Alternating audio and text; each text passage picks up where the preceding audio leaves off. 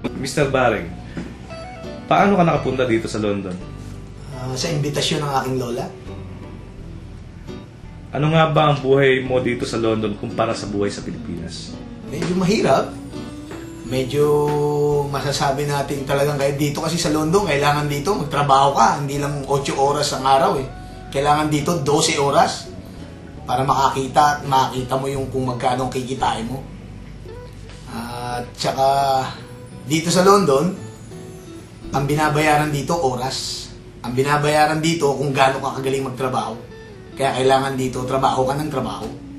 Ito ang bansang kailangan magtrabaho ka ng magtrabaho. Yun lang. Bakit ninais mong iwanan ang pamilya mo sa Pilipinas para lang magtrabaho sa United Kingdom? Kasi aminin na natin, sa Pilipinas, bagamat nakatapos tayo ron, hindi naman sa pinagmamalaki ko, may diploma at meron akong lisensya para sa inyero. Pero hindi ko siya magamit dito. Kaya ako naman iniwan ng Pilipinas, hindi sapat ang sweldo natin sa Pilipinas. Hindi natin masasabi kung yan ay dahil sa gobyerno o dahil talagang yan ang kinagisnan natin sa Pilipinas. Pero wala tayong magagawa, yan ang kinagisnan nating buhay. So, ninais kong pumunta dito sa London para makipagsapalaran, para naman makatulong sa pamilya ko sa Pilipinas. Ano nga ba ang kinabukasan mo dito sa kabila ng kalungkutan at pangungulila? Ang kinabukasan ng masasabi ko dyan, dito kasi sa London, times 10 ang susweldohin mo. So makakaipon ka ng sapat.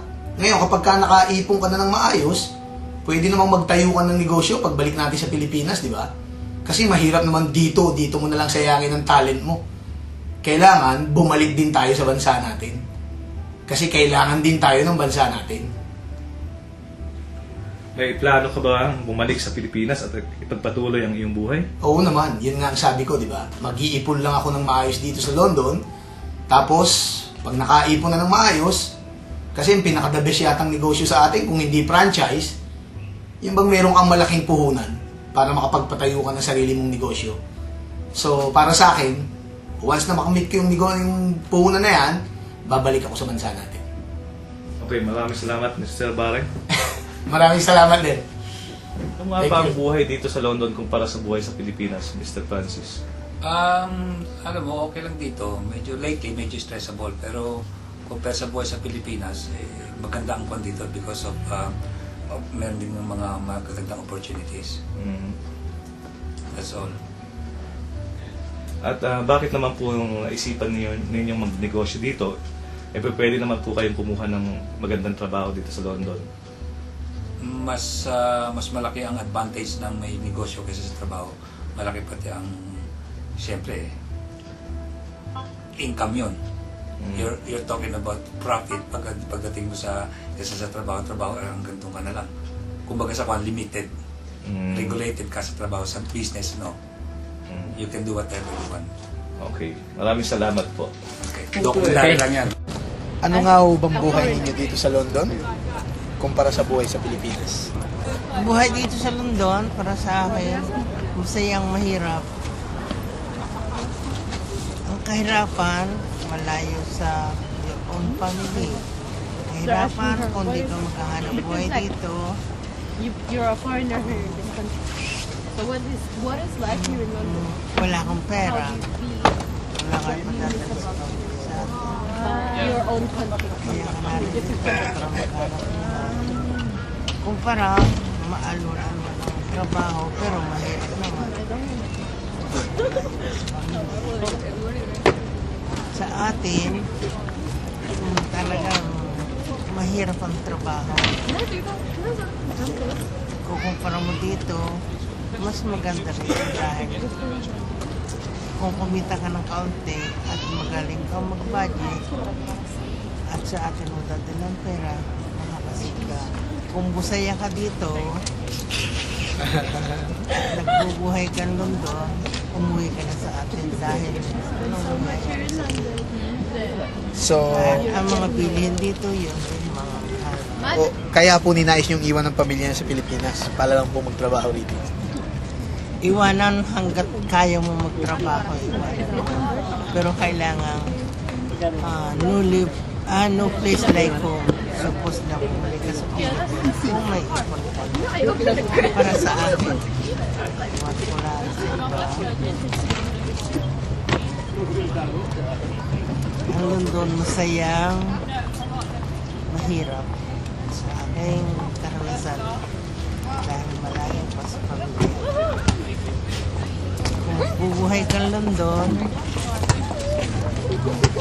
kawawa naman ang naiwan sa Pilipinas. May pera nga siya, nangunguli na naman sa pamilya. Ano ba ang tanong po? Buhay? Yes. Kaya kung naririto sa London, sikapin mo maghanap buhay ka, makasip ka ng pera, para pagdating doon, may maipon ka. What do you think the life here in England compared to the Philippines? Easy. Actually, well, because I grew up here, so I kind of know how life goes around here. And for me, exactly for me, it's quite easier to live here than back home. It's quite hard. You know? Can you kindly explain it specifically, or? Okay, as my mom would say, if you spend so much here, you'll lose all your money. But back home, if you save all the money that you earn here, you can use all those money up and make your own house, have your own business. But because I grew up here, for me, it's more, how can I say it specifically? Specifically, like, I can go to any job without worrying about that I need a qualification, that I need to be graduating, I need to have proof of my certificates and all that. Here, I can do a job and start learning. So, for myself, I think it's much better to stay in the Philippines rather than to stay here. Why? Got a good life in there. So, what is the reason you're here? Because I'm already married, just life here. Okay, so other than that, you don't have any reason why you're still here? So, do you have any plan going back to the Philippines in the future? Obviously, I would like to stay there for good. So, you mean you had enough here? In some reason, yes. Okay. Thank you so much for your time. Paano may kukumpara ang buhay dito sa London kumpara sa buhay sa Pilipinas? Mas mabuti dito ang buhay sa Pilipinas. Bakit mo nasabi? Naman kasi sa Pilipinas, trabaho ka ng trabaho doon. Hindi man naman ang sweldo dito. So, sa tingin mo, mag-stay ka ng matagal dito sa London? I think so. Wala kang planong bumalik sa Pilipinas? May plano din, syempre. Bilang estudyante